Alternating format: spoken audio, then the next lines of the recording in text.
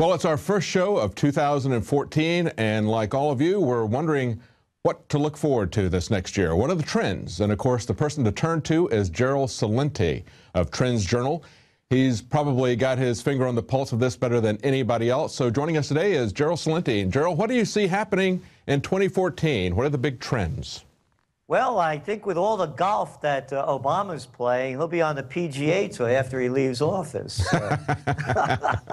I can't believe this stuff. It's like every time I see this guy, he's either playing golf, playing basketball, or eating a Slurpee. But anyway, as we're going into 2014, the news is in front of us for all to see.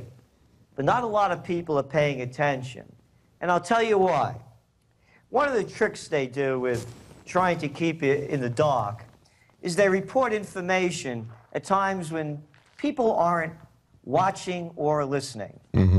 For example, this is from Christmas Eve, Financial Times. Concerns mount over China cash squeeze. China's cash squeeze has worsened despite central banks' repeated attempts to calm markets with emergency money injections. So who was reading that on Christmas Eve? The same people who weren't reading the Financial Times on New Year's Eve. Fears after China's key debt level soars 70%. And then you keep looking into the papers. The Wall Street Journal, New Year's Eve. Sharks smell blood in China waters. Yep. 40% people are paying interest rates and trying to service their loans from the so-called shadow banking network. Wow. New York Times. China says local level debt soars, stirring fear. Here we go again. What day is this? Oh, another New Year's Eve story. China faces mounting local debt. And then you look at the current events forming future trends, and you look at today's news. China manufacturing index falls, along with growth risks. Where's the economy heading? You look at housing prices in China in December in the major cities, they went up 28%. You have a bubble there that's out of control. They're doing the same thing over there like they're doing over here. They just call it something different. We have dollars, they have yuan. And they're pumping trillions of them into the system to keep it floating. And then when you look at their GDP, debt to GDP levels, it's over 200% in China.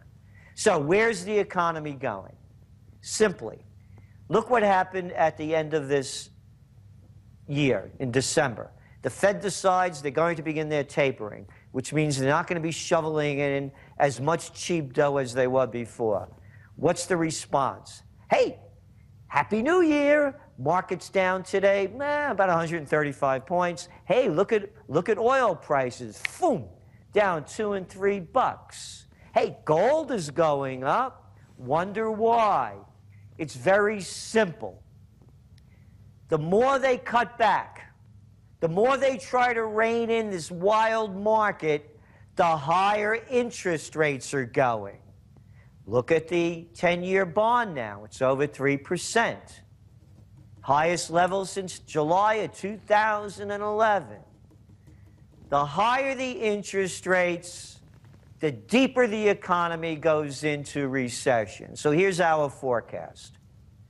2014, more Fed tapering in January. You can see what's going on with the tapering already. You see a slowdown in China. You know what's out of the news? What's out of the news is the lousy retail sales for Christmas time. Hey, boy, they make a big deal out of Black Friday, but when the numbers don't come in so good, all the prostitutes have lockjaw. Hey, you want to buy a car? Tell you what, 0% down, 0% interest. You don't have a good credit rating? Don't worry. Call this number. We'll find a dealer near you. You want to look at the housing market? You're already seeing new applications for mortgages going down. Our forecast. They put more tapering on the table in January. The economy slows down worldwide. They got to do something in China as well. They're all going to start raising interest rates, although everybody says they're not. They have to. If you're going to cut back on the dough flooding in, interest rates are going to go up. It's supply and demand, period, paragraph. As the interest rates go up, the economy starts to tank. So what we're saying is they're going to come out with another new scheme after the slowdown really hits everybody between the eyes and they can no longer avoid it. When they'll come out with another name, call it, quantitative reflux initiative or some stupid BS name that the Fed chair will make up. And they'll keep pumping dough into the economy, and that's when you're going to start seeing gold and silver prices and precious metals start rising again as they try to salvage the economy that's only been pumped up. All of the world equity markets have only been pumped up because of the cheap dough flooding in. That's the way we see the economy. That's where it's heading, and it's global. So do you see this as being more like 2008 or being more like the Great Depression when this bubble bursts? You believe this bubble is going to burst sometime this year, that they can't control it? Yeah, we believe, again, that's absent schemes undreamed of. And the schemes, you never know what they're going to do. Mm-hmm. We have to be very, very clear here. We're talking about sociopaths and psychopaths in control. So they'll do anything. Hey, how about a nice little war? That'll get your mind off things. Mm-hmm. Now that was part of your forecast last year, a big part of it. And they certainly tried to make that come through, but you also talked last year about the Great Awakening 2.0. How do you, that pretty much came to fruition, didn't it? It's going on globally. Mm-hmm. Look, let's go around the world really quickly. Hey, how about what's going on in Thailand? Wonderful time, hundreds of thousands, millions of people in the streets, and they're not leaving. Let's go over to Ukraine.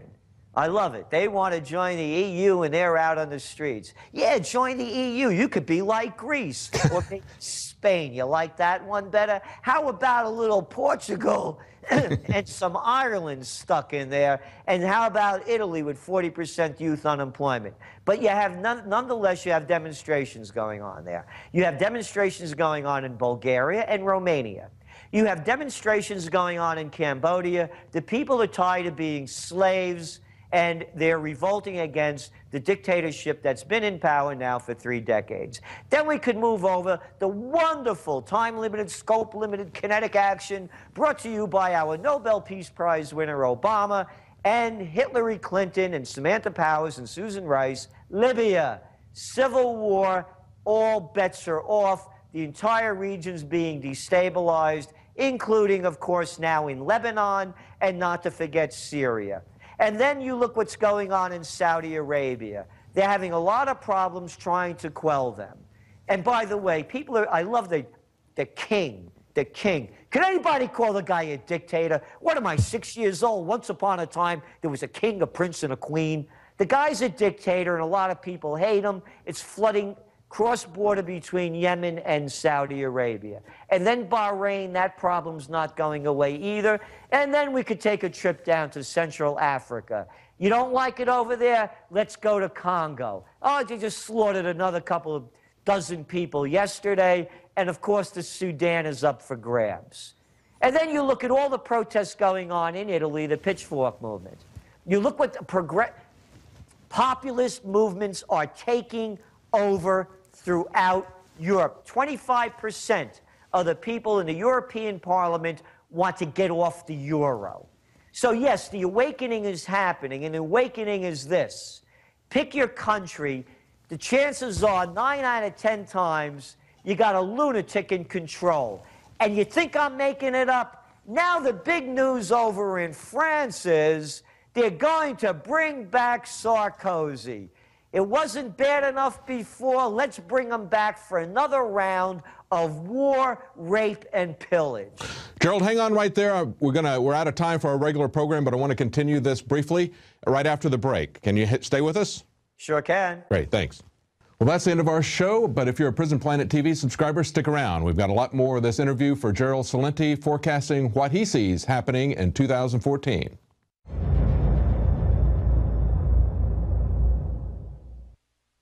Now you can watch The Alex Jones Show live as it happens at InfoWars.com/show.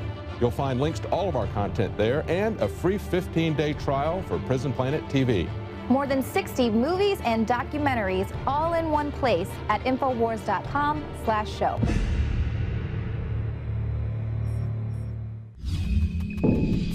Welcome back to our Prison Planet TV subscribers. We're talking to Gerald Celente as what he sees happening in this new year. And of course, Obamacare is on everybody's mind.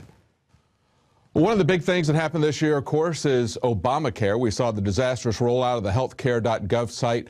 What do you think is going to happen as we move forward? Is it going to continue to evolve, and are we going to continue to have more dictates from Obama changing his law arbitrarily? And what's the impact on the economy that you see? Well, first, the impact on the economy. It's costing everybody, mostly everybody, more particularly the middle class.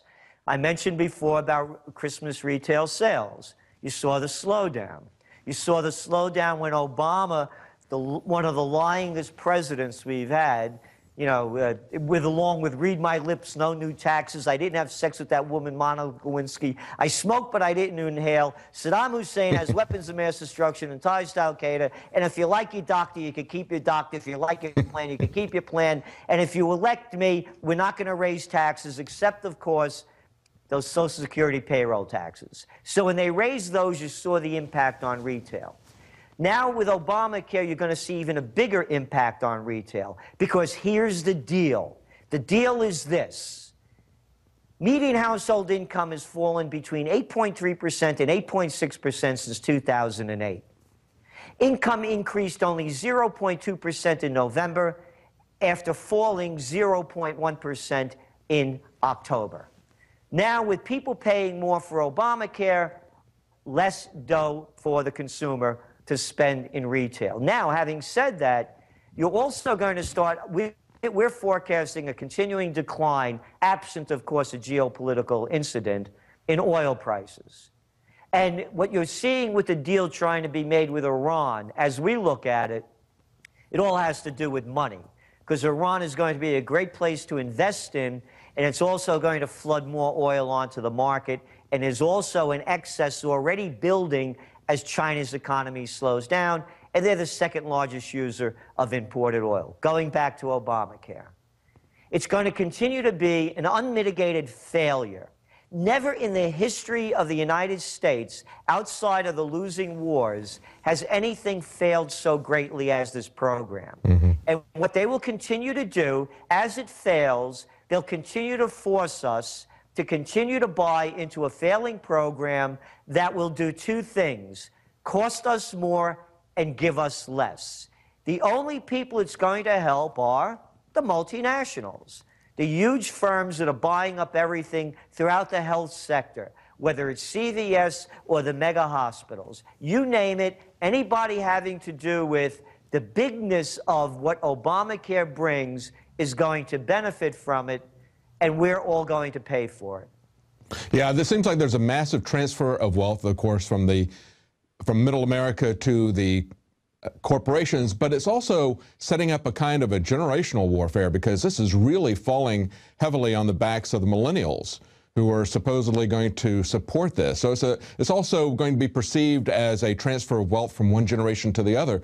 How do you see that shaking out? What do you see happening with the boomers? Well, the boomers are going to get the hardest. You know, the youngest of the boomers just turned 50. The oldest of us are 67. So you got a lot of them in there that are, you know, have a lot of years before they get to Medicare. And they're going to be paying very heavily for this. Yes. Particularly people with families. But with the millennials, you know, when you're young, you don't think you're going to get sick. So, yeah, and they're, of course, depending on the young people to fund it, because the older people are going to be eating through the profits of it. And I don't believe they're going to get the millennials to sign up, because I'll tell you why. The jobs stink. That's right. 90% of the jobs that were created in 2013 are temporary jobs. When you look at college grad jobs, 50% of them are paying high school equivalent wages. In other words, you only need a high school degree to get the job that you have that put you $60,000, $70,000, $80,000 in debt. That's going to take you 20 years to pay off. So you're going to start not seeing a lot of the millennials scream and yell too much. Where we're going to hear a lot of yelling and screaming from them is the jobs stink. Yes. And then you're looking, by the way, as you go globally, you're looking at massive levels of depression coming out of the millennial generation. And a lot of that has to do with Obamacare here domestically, because they've skyrocketed the expense of hiring somebody, putting them on the payroll full time. And of course, they defined that down to just 30 hours a week. Exactly. And you really touched on it when you were talking about the corporations getting bigger. I want to make this 100% clear. Everyone should stop using the term globalization. It's multinationalization. It's the multinationals have taken over everything. You look at who owns all these companies. It's hedge funds, it's private equity groups, it's multinationals. When I was a kid, there was no such thing as Walmarts everywhere. They were down in the South in a couple of states. They used to have these quaint little things. People that wanted to start their own businesses could. They could open up a hardware store, but no more, because you can't compete with Home Depot or Lowe's. They had stationery stores. No more of that. We have Staples and Office Depot. We have Target. We have one after another. They've gobbled up. It's a multinational takeover. So with Obamacare and the way all the rules are being rewritten, and by the way, that's what they've done. They've killed the Robinson-Patman Act, Sherman Antitrust Act, Clayton Antitrust Act, and of course, the Glass-Steagall Act that allows all this to happen. So the people are going to be earning less and paying more for everything that they use unless they rise up, they stand up, they speak out and say, we've had enough of the corrupt system. We want to restore America to the way it used to be. Yes. And of course, the TransPacific Partnership is Exhibit A and all of that, doubling down on that. And they're a little bit behind schedule. They wanted to get that put in by the end of 2014. Hopefully we can turn that back like we did the war in Syria. I'm just concerned I don't see people in the streets like they were after the TARP. They were angry in Washington. I don't see them taken to the streets, even after the revelations of the NSA, even after we see the massive failures of Obamacare. Do you see that happening this year?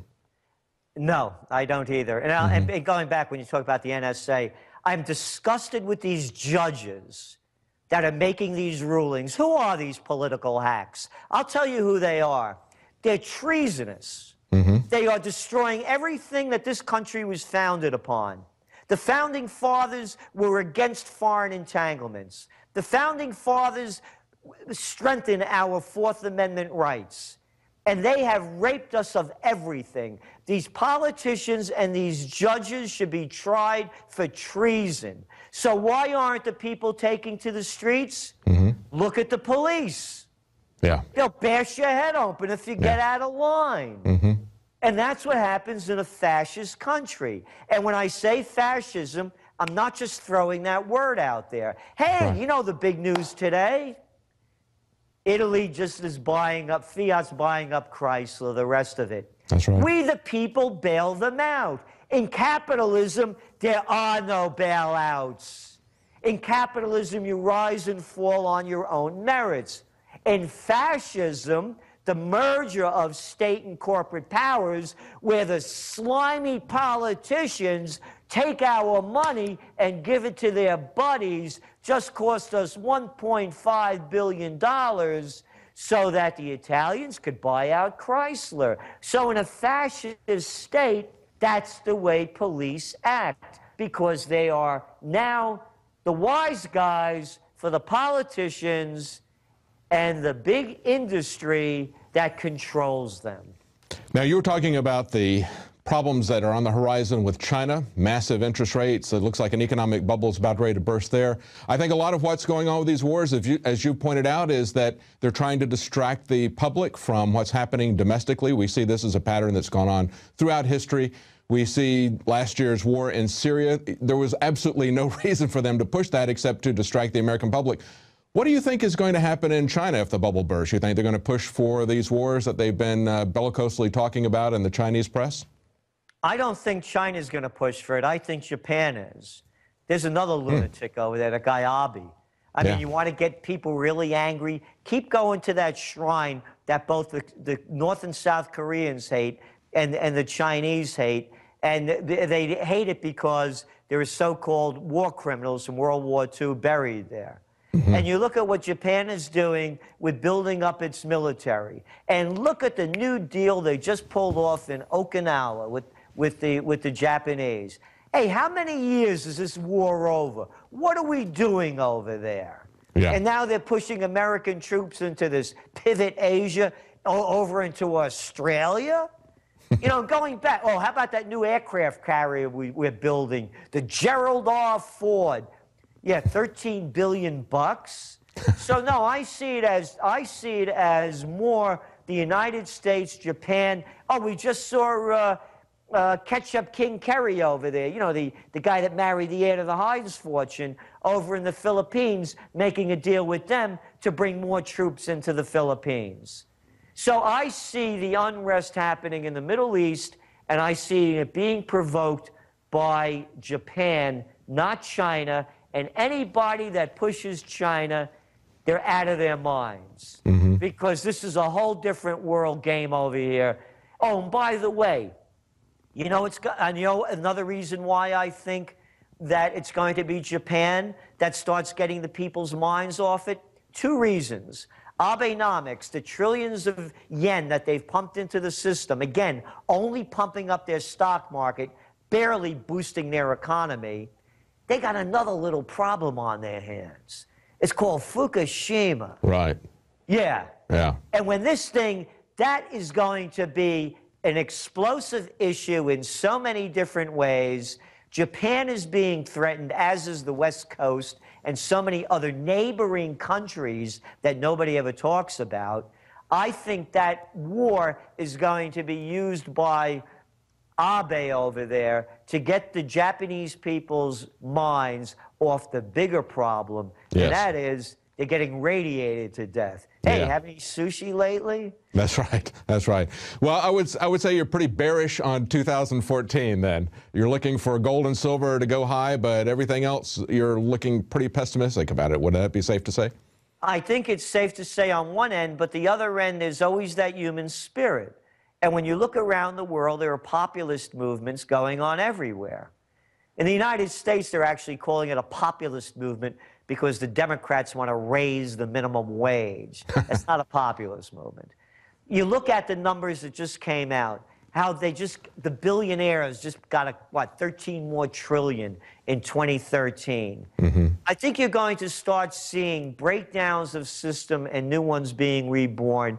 And of all places to look, cast your eyes over to India. They just had an election. The Common Man Party, out of nowhere, won.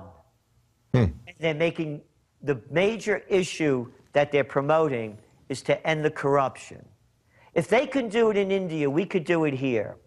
We do not have a representative form of government. We have the Democrats and the Republicans. They represent the most powerful and the people that give them the most dough. And again, I rather call them the Bloods and the Crips because they're a gang. And they're murderous. They start wars, continue. Hey, how about a drone for lunch?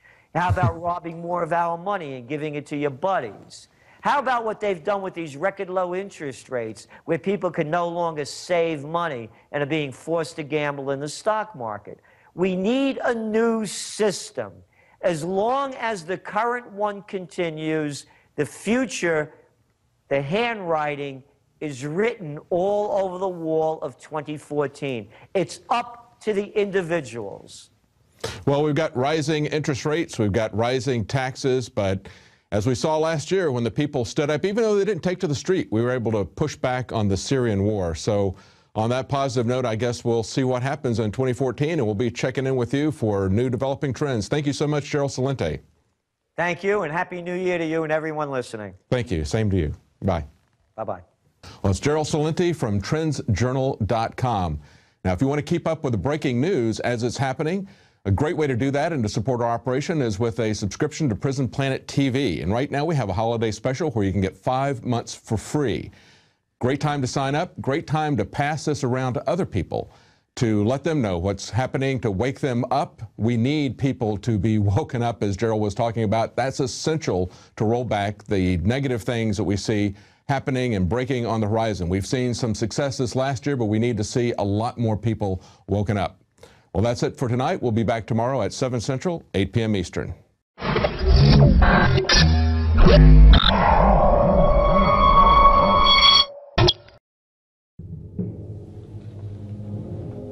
The InfoWars crew absolutely loves coffee because we love being awake. And I am somewhat of a connoisseur of coffee. So many times you go to a restaurant or even to a coffee shop and the coffee tastes like garbage. And in all the different coffees I've tried, my favorite is grown in the high mountains, in shade, Arabica, on the border with Guatemala in southern Mexico by the Chiapas farmers. I make sure we've done the research. I make sure it's the very best product that we can offer you when I put my name on it. And I believe, and it's my taste, so you may differ, that this is the best coffee in the world from southern Mexico. Wake Up America Patriot Blend, 100% organic, Arabica shade grown. And then we have the Immune Support, 100% organic coffee, infused with a special type of mushroom known to boost the immunity. This coffee is seriously so smooth. I normally have to douse my coffee with cream and sugar and cinnamon and all kinds of tasty treats, but this, I drink this black. It is so good. Well, that's why I like it, is that it has a kick, it has really good caffeine in it, it has a good clean wake up that lasts for a long time, doesn't give me a headache, but it's so smooth, it's so delicious. Just try it out for yourself. I'm telling you, this is my favorite coffee. We went through a lot of trouble to bring you this. Just try it, and I think you'll be hooked like we are here at InfoWars. Well, folks, find out for yourself and support the information war today. It's all available at InfoWarsLife.com or by calling toll-free 888-253-3139.